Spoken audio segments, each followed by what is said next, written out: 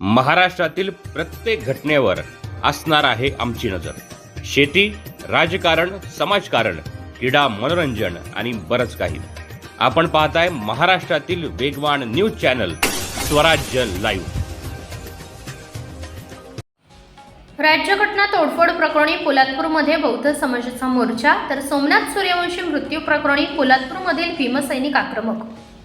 परभणी हिंसाचारात सोमनाथ सूर्यवंशी या व्यक्तीचा संशयास्पद मृत्यू झाल्याच्या निषेधार्थ आज रायगडमधील पोलादपूर शहरात आंबेडकरी समाजाकडून जाहीर निषेध व्यक्त करण्यात आला।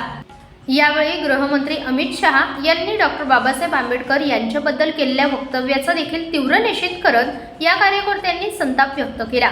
परभणी येथील घटनेत संविधान प्रकृतीची ज्या माथेफिरूने तोडफोड केली त्या माथेफिरूच्या विरोधात देशद्रोहाचा खटला चालवावा, शिवाय परभणीचे पोलीस यांच्यावर मनुष्यवधाचा गुन्हा दाखल करावा अशी मागणी यावेळी कार्यकर्त्यांनी केली आहे।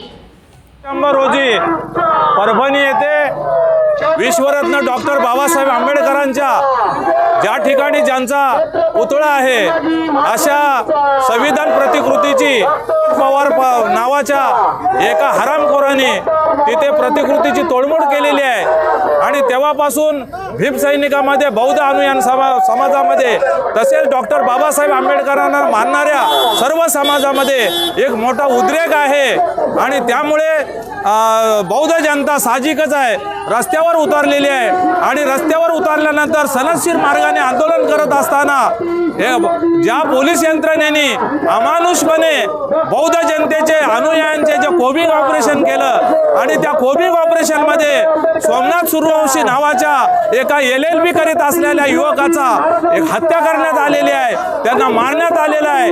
तर त्याच्यावरती पवार नावाचा तो हरामखोर आहे त्याच्यावरती देशद्रोहाचा खटला दाखल झाला पाहिजे। त्याचप्रमाणे पोलीस यंत्रणेकडून जे त्या ठिकाणी कोबिंग ऑपरेशन करून जे आमच्या बौद्ध अनुयायांना घरातून आणून जे मारलेलं आहे त्या पोलीस यंत्रणेला सुद्धा बडतर्फ करण्यात यावं अशी आमची मागणी आहे।